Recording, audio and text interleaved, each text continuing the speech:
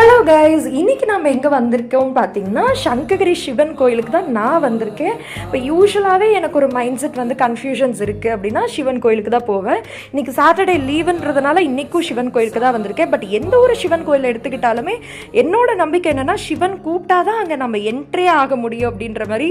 So அதே மாதிரி சிவனே என்னை கூப்பிட்டுருக்காருன்னு நானும் நம்புகிறேன்.